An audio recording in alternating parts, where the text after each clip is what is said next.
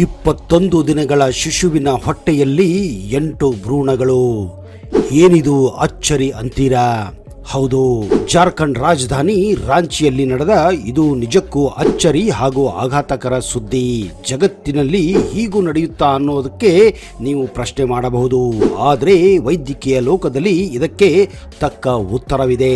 ಇದು ಆಗ ತಾನೇ ಹುಟ್ಟಿ 21 ದಿನ ಆಗಿರುವ ನವಜಾತ ಶಿಶು, ಅಂದರೆ ಅದರ ಹೊಟ್ಟೆಯಲ್ಲಿ ಈಗ ಭ್ರೂಣಗಳು ಪತ್ತೆಯಾಗಿವೆ. ಅದು ಒಂದಲ್ಲ, ಬರೋಬ್ಬರಿ 8 ಭ್ರೂಣಗಳು ಪತ್ತೆಯಾಗಿವೆ. ಜಗತ್ತಿನಲ್ಲಿ ಅತಿ ವಿರಳ ಪ್ರಕರಣ ಅಂತ ವೈದ್ಯರು ವಿಶ್ಲೇಷಿಸಿದ್ದಾರೆ. ಇದೀಗ ಆ 8 ಭ್ರೂಣಗಳನ್ನ ಆ ಪುಟ್ಟ ಕಂದಮ್ಮನ ಹೊಟ್ಟೆಯಿಂದ ಹೊರಕ್ಕೆ ತೆಗೆದಿದ್ದಾರೆ. ಇದೀಗ ಪುಟ್ಟ ಮಗು ಎಂದಿನಂತೆ ಆರೋಗ್ಯವಾಗಿದೆ. ಅಪರೂಪದ ಪ್ರಕರಣ ಒಂದರಲ್ಲಿ ಜಾರ್ಖಂಡ್ ರಾಜ್ಯದ ರಾಂಚಿಯ ಖಾಸಗಿ ಆಸ್ಪತ್ರೆಯಲ್ಲಿ ನಡೆದ ಶಸ್ತ್ರಚಿಕಿತ್ಸೆ ವೇಳೆ 21 ದಿನದ ಮಗುವಿನ ಹೊಟ್ಟೆಯಲ್ಲಿ 8 ಭ್ರೂಣಗಳು ಪತ್ತೆಯಾಗಿದೆ ಎಂದು ವೈದ್ಯರು ತಿಳಿಸಿದ್ದರು. ಭ್ರೂಣಗಳ ಗಾತ್ರವು 3 ಸೆಂಟಿಮೀಟರ್ ಇಂದ ಹಿಡಿದು 5 ಸೆಂಟಿಮೀಟರ್ ವರೆಗೆ ಇತ್ತು. ಅವುಗಳು ಶಿಶುವಿನ ಹೊಟ್ಟೆಯಲ್ಲಿನ ಚೀಲದೊಳಗೆ ನೆಲೆಗೊಂಡಿದ್ದವು ಎಂದು ಶಸ್ತ್ರಚಿಕಿತ್ಸೆ ನಡೆಸಿದ ಡಾಕ್ಟರ್ MD ಸುರೇಂದರ್ PTIಗೆ ತಿಳಿಸಿದ್ದಾರೆ.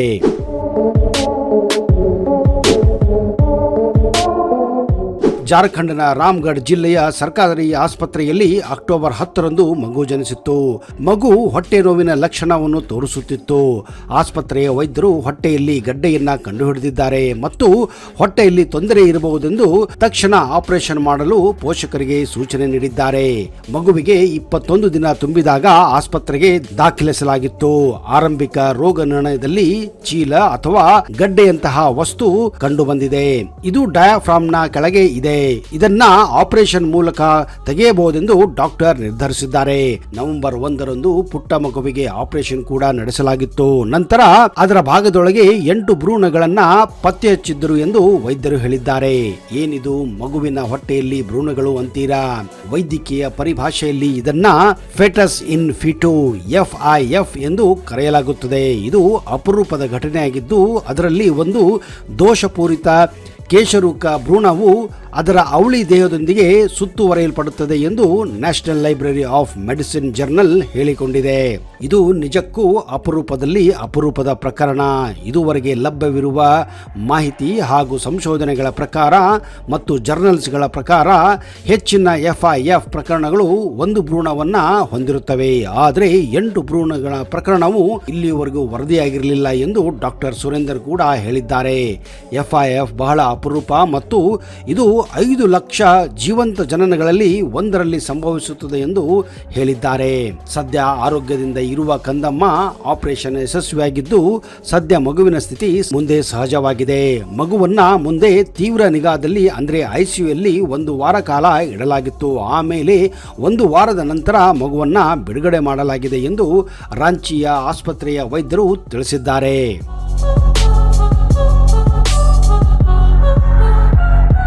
ಇನ್ನು ಈ ಘಟನೆ ಕೇಳಿ.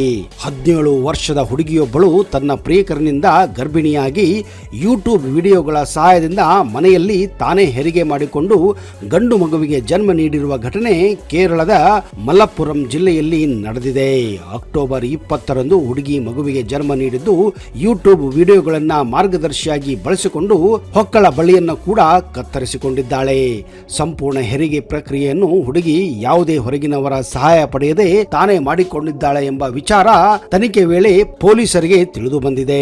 ಆಮೇಲೆ ಮಂಜರಿಯ ಸರ್ಕಾರಿ ಆಸ್ಪತ್ರೆಗೆ ತಾಯಿ ಮತ್ತು ಮಗುವನ್ನ ದಾಖಲಿಸಲಾಗಿದ್ದು ಇಬ್ಬರು ಆರೋಗ್ಯವಾಗಿದ್ದಾರೆ ಎಂದು ಕೇರಳ ಪೊಲೀಸರು ತಿಳಿಸಿದ್ದಾರೆ. ಅಲ್ಲದೆ ಆಕೆಯನ್ನು ಗರ್ಭಿಣಿ ಮಾಡಿದ 21 ವರ್ಷದ ಯುವಕನನ್ನ ಪೊಲೀಸರು ಬಂಧಿಸಿದ್ದು ಆತನ ವಿರುದ್ಧ IPC ಸೆಕ್ಷನ್ 376 ಅಡಿಯಲ್ಲಿ ಪ್ರಕರಣವನ್ನು ಕೂಡ ದಾಖಲಿಸಿದ್ದಾರೆ. ಅಕ್ಟೋಬರ್ 22ರಂದು ಮಗು ಅಳುವ ಶಬ್ದ ಕೇಳಿ ಪೋಷಕರಿಗೆ ಘಟನೆ ಕುರಿತಂತೆ ತಿಳಿದು ಬಂದಿದೆ. ಮಗುವಿಗೆ ಜನ್ಮ ನೀಡಿದ ಹುಡುಗಿಗೆ ಸೋಂಕು ಕಾಣಿಸಿಕೊಂಡ ಹಿನ್ನೆಲೆ ಆಕೆಯನ್ನ ಆಸ್ಪತ್ರೆಗೆ ಕರೆದೊಯ್ಯಲಾಗಿತ್ತು ಎಂದು ಪೋಷಕರು ಪೊಲೀಸರಿಗೆ ತಿಳಿಸಿದ್ದಾರೆ. ಹುಡುಗಿ PUC ವಿದ್ಯಾರ್ಥಿನಿಯಾಗಿದ್ದು ಈಕೆಯ ತಾಯಿಗೆ ದೃಷ್ಟಿದೋಷವಿದ್ದು ಆಕೆಯ ತಂದೆಯಿಂದ ಕೂಡ ಗರ್ಭಾವಸ್ಥೆಯನ್ನ ಮರೆಮಾಡುವಲ್ಲಿ ಅವಳು ಯಶಸ್ವಿಯಾಗಿದ್ದಳು. ಅಲ್ಲದೆ ಹುಡುಗಿ ಗರ್ಭಾವಸ್ಥೆಯಲ್ಲಿ 2 ಆಸ್ಪತ್ರೆಗಳಿಂದ ವೈದ್ಯಕೀಯ ನೆರವು ಕೂಡ ಪಡೆದಿದ್ದಳು ಎಂದು ಈಗ ಗೊತ್ತಾಗಿದೆ.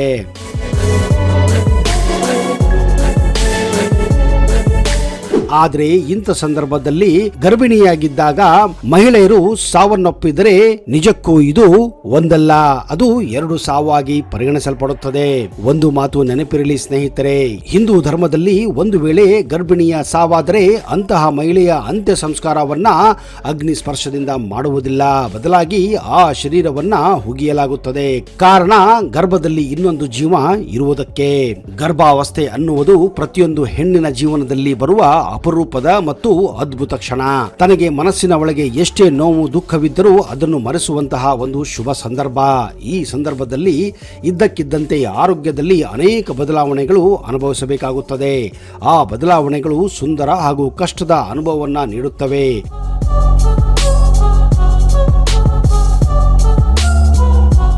ಗರ್ಭಾವಸ್ಥೆಯಲ್ಲಿ ಅತ್ಯಂತ ಮುಜುಗರ ಉಂಟು ಮಾಡುವ ಕೆಲವೊಂದು ಸಂಗತಿಗಳು ಇಲ್ಲಿವೆ. ಸ್ತನಗಳ ಸೋರಿಕೆ ಅನುಭವ. ಸೋರುವ ಸ್ತನಗಳು ನಿಮ್ಮ ದೇಹವು ಮಗುವಿಗೆ ಸ್ತನಪಾನ ಮಾಡಿಸುವ ತಯಾರಾಗುತ್ತಿದೆ ಎನ್ನುವುದು ಸಂಕೇತವಾಗಿದೆ. ಹೆಚ್ಚಿನ ಮಟ್ಟದ ಪ್ರೊಲ್ಯಾಕ್ಟಿನ್ ಹಾರ್ಮೋನ್ ಸ್ತನಗಳನ್ನು ಸುಶ್ರುತಿಗೆ ಸಿದ್ಧಪಡಿಸುತ್ತವೆ.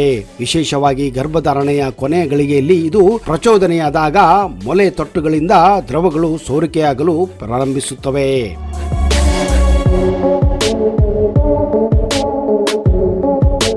ವಾಕರಿಕೆ ಮತ್ತು ವಾಂತಿ ಅನುಭವ.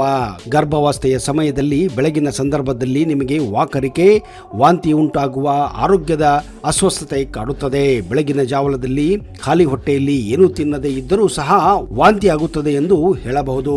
ಇದು ಸ್ವಲ್ಪ ಸಮಯದಲ್ಲಿ ನಿಂತು ಹೋಗಬಹುದು ಮತ್ತು ನಿರಂತರವಾಗಿ ಇಡೀ ದಿನ ಕೂಡ ಹೀಗೆ ಮುಂದುವರಿಯುತ್ತದೆ.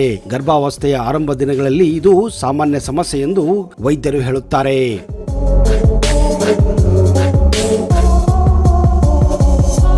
ಗ್ಯಾಸ್ಟ್ರಿಕ್ ಮತ್ತು ಎದೆಯುರಿತ ಸಮಸ್ಯೆ. ಗರ್ಭಾವಸ್ಥೆಯ ಸಮಯದಲ್ಲಿ ಗರ್ಭಕೋಶ ತನ್ನ ಗಾತ್ರ ದೊಡ್ಡದು ಮಾಡಿಕೊಳ್ಳುತ್ತಾ ಹೋಗುವುದರಿಂದ ಇದರ ಪ್ರಭಾವದಿಂದ ಹೊಟ್ಟೆಯ ಭಾಗದಲ್ಲಿ ಹೆಚ್ಚು ಸ್ಥಳಾವಕಾಶ ಇರುವುದಿಲ್ಲ. ಇದರ ಕಾರಣದಿಂದ ಹೊಟ್ಟೆಯ ಭಾಗದಲ್ಲಿ ಉಂಟಾಗುವ ಆಮ್ಲೀಯ ಅಂಶಗಳು ನೇರವಾಗಿ ಎದೆಯ ಭಾಗಕ್ಕೆ ತಂದು ತಲುಪುತ್ತವೆ. ಇದರ ಸಂಬಂಧಿತವಾಗಿ ಗ್ಯಾಸ್ಟ್ರಿಕ್ ಮತ್ತು ಎದೆಯುರಿತ ಸಹ ಉಂಟಾಗುತ್ತದೆ.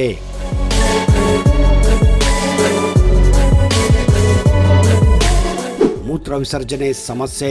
ಪ್ರತಿ ಸಂದರ್ಭದಲ್ಲೂ ಅತಿಯಾಗಿ ಮೂತ್ರ ವಿಸರ್ಜನೆ ಮಾಡುವವರು ಕೇವಲ ಮಧುಮೇಹಿ ರೋಗಗಳು ಇರುತ್ತಾರೆ. ಆದರೆ ಇದೇ ಅನುಭವ ಗರ್ಭಿಣಿ ಮಹಿಳೆಯರಿಗೆ ಗರ್ಭಾವಸ್ಥೆಯಲ್ಲಿ ಉಂಟಾಗುತ್ತದೆ. ಕೆಲವು ಬಾರಿ ಯಾವುದೇ ಕೆಲಸ ಮಾಡುವ ಅರ್ಧದಲ್ಲಿ ಎದ್ದು ಹೋಗಿ ಮೂತ್ರ ವಿಸರ್ಜನೆ ಮಾಡುವ ಭಾವನೆ ಕಂಡುಬರುತ್ತದೆ.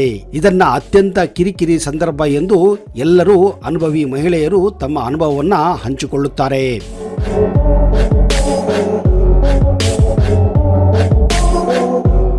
ಯೋನಿ ವಾಸನೆಯಿಂದ ಕೂಡಿರುತ್ತದೆ. ಹೆಚ್ಚಿನ ಗರ್ಭಿಣಿಯರು ಗರ್ಭಾವಸ್ಥೆಯಲ್ಲಿ ಬರೀ ವಾಸನೆಯ ಬಲವಾದ ಅನುಭವವನ್ನ ಹೊಂದಿರುತ್ತಾರೆ. ಕೆಲವೊಮ್ಮೆ ಗರ್ಭಿಣಿ ಮಹಿಳೆಯಲ್ಲಿ ಗಮನಾರ್ಹವಾದ ಯೋನಿ ವಾಸನೆ ಇರುತ್ತದೆ. 3ನೆಯ ತ್ರೈಮಾಸಿಕದಲ್ಲಿ ಈಸ್ಟ್ರೋಜನ್ ಹಾರ್ಮೋನ್ ತನ್ನ ಮಟ್ಟವನ್ನ ಏರಿಕೆಯಿಂದಾಗಿ ಯೋನಿಯು ಬಹಳಷ್ಟು ಸ್ರವಿಸುವಿಕೆಯನ್ನ ಉಂಟು ಮಾಡುತ್ತದೆ ಮತ್ತು ವಾಸನೆಯನ್ನ ಹೊರಹಾಕುತ್ತದೆ. ಇದು ಸಹ ತನ್ನನ್ನು ಮತ್ತು ಪಕ್ಕದವರನ್ನ ಮುಜುಗರಕ್ಕೆ ಒಳಪಡಿಸುವ ಸಂದರ್ಭ ಆಗಿರುತ್ತದೆ.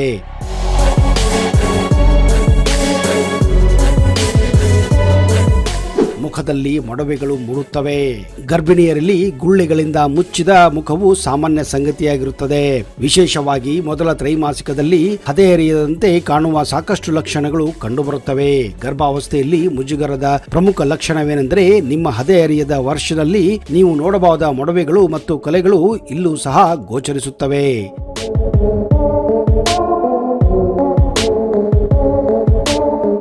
ಸ್ತನಗಳು ದೊಡ್ಡದಾದಂತಹ ಅನುಭವ.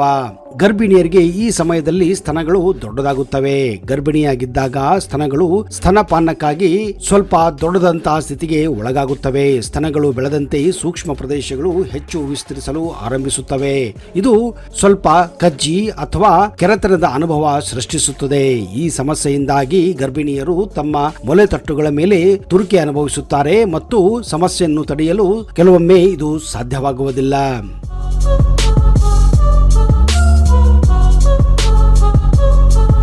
ಹೌದು ಸ್ನೇಹಿತರೆ, ಗರ್ಭಿಣಿಯಾದಾಗ ಈ ಎಲ್ಲ ಸಂಕೇತಗಳು ಗರ್ಭಿಣಿಯರಿಗೆ ನೀಡುವುದು ಸರ್ವೇ ಸಾಮಾನ್ಯ.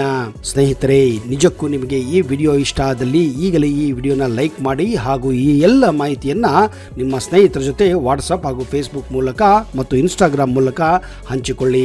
ಇಂತಹದೇ ಮಾಹಿತಿಗಾಗಿ ಈ ಚಾನಲ್ ಅನ್ನು ಸಬ್ಸ್ಕ್ರೈಬ್ ಮಾಡಿ ಹಾಗೂ ಉತ್ತಮ ವಿಡಿಯೋಗಳಿಗಾಗಿ ಈ ಚಾನೆಲ್ ಅನ್ನ ನಿರೀಕ್ಷಿಸಿ. ಅಲ್ಲಿಯವರೆಗೆ ಜೈ ಹಿಂದ್, ಜೈ ಕರ್ನಾಟಕ.